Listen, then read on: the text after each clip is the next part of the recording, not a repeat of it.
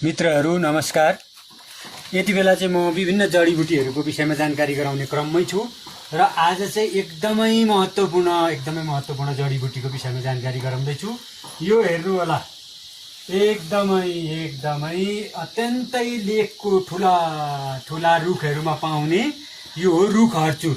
अत्यन्तै महत्त्वपूर्ण। यो चाहिँ विशेष गरी लेकाली वनहरूमा चाहिँ कटुस, त्यस्तै गरेर बज्राँट, त्यस्तै गरेर फलाट अनि त्यस्तै गरेर सिसीको रुखमा पाइन्छ र विशेष गरी चाहिँ बज्राँट र फलाटको रुखको चाहिँ एकदमै औषधीय गुण बढी मात्रामा हुन्छ। किनभने बज्राँट र फलाटको चाहिँ रुखमा चाहिँ मानवको लागि चाहिँ दुखाइलाई कम गर्ने विभिन्न किसिमका औषधीय गुणहरूको भएको हुन्छ। त्यसकारणले गर्दा यो बज्राँटको र फलाटको रुखमा भएको हर्चुरलाई चाहिँ एकदमै महत्त्वपूर्ण मानिन्छ। यो चाहिँ बज्राँटको रुखमा भएको रुख हर्चुर हो र अब यसले चाहिँ के काम गर्छ त भनेर भन्दाखेरि यसले चाहिँ विशेष गरी हड्डी भाँचिएको छ भनेदेखि त्यो हड्डीलाई जोड्ने काम गर्छ। यसलाई लेपमा पनि लगाउन सकिन्छ।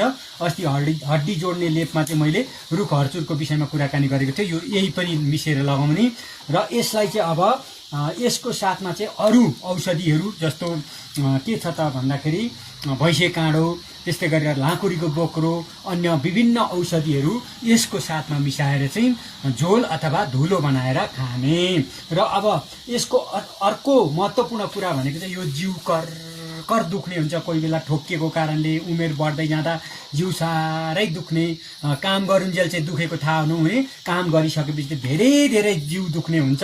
र त्यसरी जिउ दुख्दाखेरि चाहिँ यो रुख हर्चुर 1, बुढोखती 2, पाखनबेत 3, सुप 4, त्यस पछाडि चाहिँ अब के मिसाउने त त्यसमा भन्दाखेरि बुढोखती पनि मैले भने, पाखनबेत पनि भने, चौसुर अर्को चाहिँ चौसुर। अब यो 4-5 वटा चिजलाई चाहिँ पिसेर धुलो बनाएर चाहिँ दुधमा पकाएर खाने उत्तम जिउ दुखेको लागि यो पेन किलर भन्दा राम्रो काम गर्छ। यसमा प्रशस्त मात्रामा चाहिँ पौष्टिक तत्त्व हुन्छ, क्याल्सियमको मात्रा हुने भएको कारणले हड्डी र जिउ दुखाइको लागि, जोर्नी दुखाइको लागि, पाता पाखुरा दुखाइको लागि चाहिँ एकदमै उत्तम रुख हर्चुर। अब त्यस्तै गरिकन अर्को महत्त्वपूर्ण चाहिँ यसको के छ त भन्दाखेरि सुत्केरी भए पछाडि चाहिँ सुतिका रोग भनिन्छ।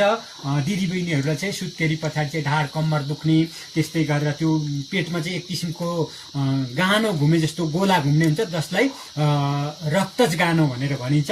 र पाठेघरमा चाहिँ विकार तत्त्वहरू जम्मा भएको हुन्छ, विभिन्न खुनहरू जम्मा भएको हुन्छ। त्यसले सङ्क्रमण भएर विभिन्न रोग लाग्न सक्छ र त्यसलाई निको पार्नको लागि चाहिँ हाम्रो गाउँघरमा चाहिँ के छ त पुरानो चलन